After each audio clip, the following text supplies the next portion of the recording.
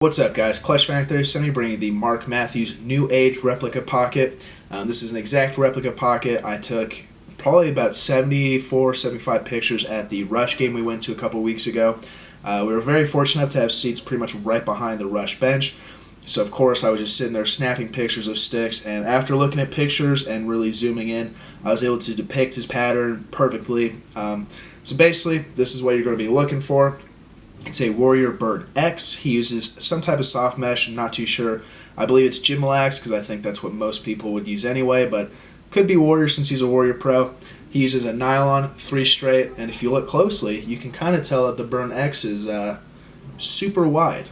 He widens his head with a softball and bakes it, so this is pretty unconventional as opposed to what a lot of people think he uses and what he used to use back in his college days. So definitely watch the video, tell me what you guys think at the end, and let's show you how to do it.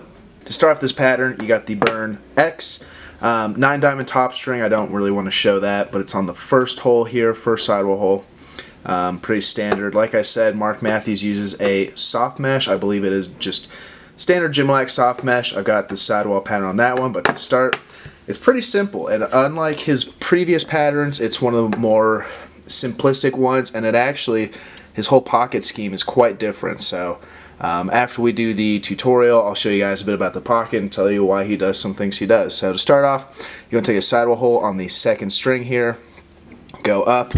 We're not going to loop it. We're going to go right back through the second hole here, so you can see just like that. And then we're only going to skip one hole and do an SI. So just like that, pull it nice and tight. And there you go. So you can see here on the other side, skip one. We're going to skip two and do a normal SI. We're not doing the 9 diamond SI just yet. Like I said at the beginning, he does stretch out his head quite a bit with the softball.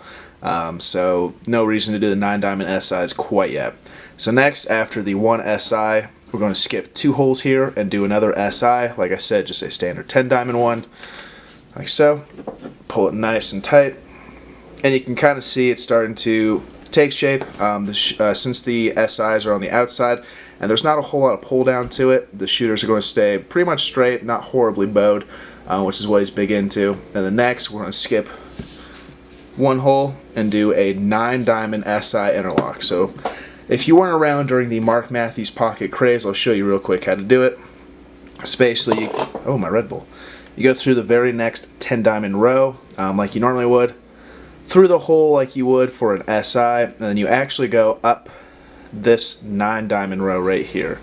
So you can see if you make a loop, you got the 10 diamond, the 9 diamond, pull it through here, and real simple. We're getting a little loosey-goosey, but pull it nice and tight so you can see it really locks that 9 diamond row down with the SI. The reason he does this, which we'll describe later, is basically this is where his catch point is going to be, is right where this 9 diamond SI is. So after that, we're going to go ahead and skip 2 holes and do a stacked SI. If you don't know how to do that, I'll show you quite simply. It's just like a double up. You go through 1 hole, go through 2 holes like you would. So you can see here, very simple. Skip 2 holes in the sidewall and go right here. The way I zoned it in right here is basically where these 2 sidewall struts are. You want to be in the very first one. If you aren't there for the stacked SI, then you did something wrong in the pocket. So quite simple, like we would do for the beginning with a 1 SI. Normally you would pull it through here. So right there you would have a 1 SI. But to do a stacked, you do it through the very next one again. So you go back through both, pull it nice and tight, and you'll see once we start to stretch the pocket out, you got yourself a nice stacked SI. So from here, he skips 1 more hole and does an SI. Like I said, this is a lot different than his college pattern and what everyone is used to him doing. So take 1 more, skip a hole, do an SI, pulling it nice and tight. And right here, this is basically the end of the pocket. He doesn't do any more SIs, he just does 1s. So if you look on the other side, looks like he skips a hole and goes through 1, and then skips another hole and goes through 1, and then ends it. So real quick, try to make this as seamless and quick as possible. Go through, the back of the mesh, go through the hole, and pull it tight. Same thing, go through the back of the mesh, through another hole that we skip, pull it nice and tight, and then to finish it off, we go through the back here and tie a knot. And from here, you got yourself the Mark Matthews replica pocket. Bottom string, he does it on the next 10 diamond row. He actually cuts his mesh at the very bottom here, so there's no extra tail. I'm going to keep this on just because, in case I want to reuse the mesh or throw something else in here. But basically, 10 diamond row, and he has quite a differing pocket than what he's used to, so, or what we're used to at least. So now we're going to throw in the shooters, and then we'll be done.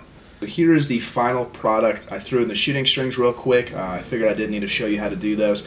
But basically, the nylon goes on the very top row where actually the mesh is attached to the scoop. So you can see right here, it's on the very top row. He ties it on through the third hole, goes through the 10 diamond here, and then goes up through the 9. That way it sits nice and flush, and since his top shooting string is the most important one, at least the nylon, he keeps it real tight, so having it attached to the head is good. The second shooting string is super tight, the third one is a little looser, and the fourth one is super loose, or at least loose enough to where it has just a bit snag and hold. The reason he ditched the 9 diamond SIs for the top 3 portions is because since he does expand his head with a softball, it pulls it super wide. So, I mean, ideally, if you did a 9 diamond SI and pulled these outer top 3 super tight, I mean, it would be almost way too flat.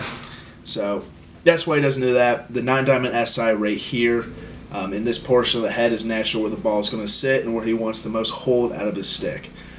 He gets just a little bit of snap and just a little bit of whip off of it. Stacked SIs right here really allow the pocket to sit nice and high, but also bag out just a little lower in case he's one-hand cradling or has to dodge through people. And from here, since his pocket is mostly stretched out and focused in the top portion of the head, he doesn't do any more SIs because this allows the mesh to really kind of bunch up as he goes to pass and shoot and allow it to just sit nice and high. Other than that, this is a 100% replica of what he uses. The only thing we don't know for sure is what type of mesh he uses, if he still bends his shaft or not. That was a huge controversy. And lastly, the bottom string. Like I said, it's on the next 10 diamond row, and it's relatively tight, and he does cut his mesh. But other than that, this is exactly what he uses, and it's really incredible. So if you have a Burn X laying around and you don't know what to do with it and you don't use it, I would highly recommend trying out the Mark Matthews Replica Pocket. It's pretty unique, and if you get to playing with it and you actually, what I would do actually is watch a lot of his highlights and watch how he plays and how he holds his stick. String it up and go mess around with it. This may give you a better idea of what he uses and how a lot of box pockets nowadays are. Other than that, if you guys want it in a Burn 2, I did try to replicate it, but unfortunately the original Burn has more sidewall holes and they're placed differently than the Burn X. So basically we got the top string on the 9 diamond hole. Second hole we did the, starting it off, skip 1 and just interlock it here, skip another one SI, skip 1 SI, skip 1 9 diamond SI, skip 1 stacked SI right here. So right here, if you line up this space where the 2 struts are instead of this one right here where it is, you go under it, stack the SI, skip, do a 1, skip, do a 1, and then tie it off like you normally would. Same thing, you got the nylon up here, 3 straights, but you can see the pocket in this is just not exactly what he's using, but it's relatively close. And like I said, I did stretch out the Burn X and the Burn 2. This one's super simple with a softball and the same method. You can see nice and wide. So that's the replica pocket, and now real quick we'll dive into why he does what he does with the head and how I would go about it if you wanted to stretch or expand your head. The reason Mark Matthews widens his head out with the softball and keeps the softball in it whenever he's not playing is for a couple reasons.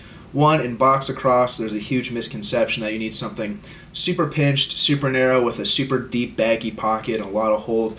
But really, I mean, of course there's a hole, everyone plays different, everyone has a different playing style, but really you want something that's wide enough for you to be able to catch it. That's why you see a lot of professional players using X-spec heads, and usually the wider ones.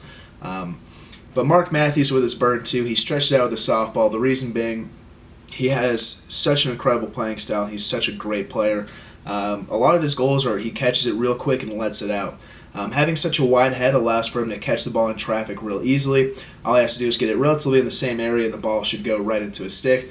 And since his stick doesn't have a super deep pocket or a lot of hold, basically, if he catches it here in the lower pocket, he goes to shoot it. Once the ball hits the stacked SI and the 9-diamond SI, it's really going to lock in. And since his shin strings are so high up and super tight and there's 0 whips to this, he's able to get out real quick and put it right where he wants. So if you're going to do this with one of your sticks, preferably an older version of a head and you want to try it out, I would bake it at 350 degrees for about a minute, maybe 40 seconds. Pull it out, be careful, try and put it on a cooking pan of some sort. Pull it out, let it cool off in the room temperature for about, 10-15 seconds. Throw a softball in it and then throw it in the freezer overnight. After a couple hours, you should pull it out, and it should stay relatively wide. I mean, you can see this thing is super wide.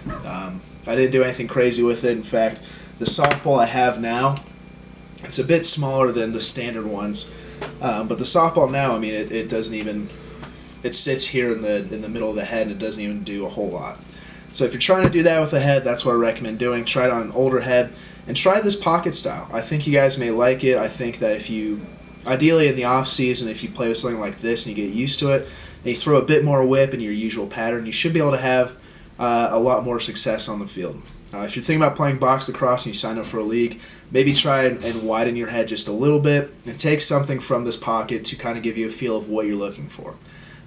So that's it. Thanks for watching, guys. Hope you enjoyed. The new website is up, iconiclax.com. Go check it out. There's tons of things on the website, and I'd really appreciate your feedback. But like I said, 100% perfect replica of Mark Matthews' Burn X. Super shallow pocket, decent amount of hold, absolutely 0 whip, and a unique stringing pattern that not many people would think that he would use. You can look at pictures of his stick, and he's got very shallow pocket, and it still has a decent amount of hold and 0 whip. So the guy's a freak in nature on the field. He's incredible to watch. Arguably now probably one of my favorite players in box lacrosse, next to Kyle Jackson and Cody Jamieson, and this is how he does his sticks.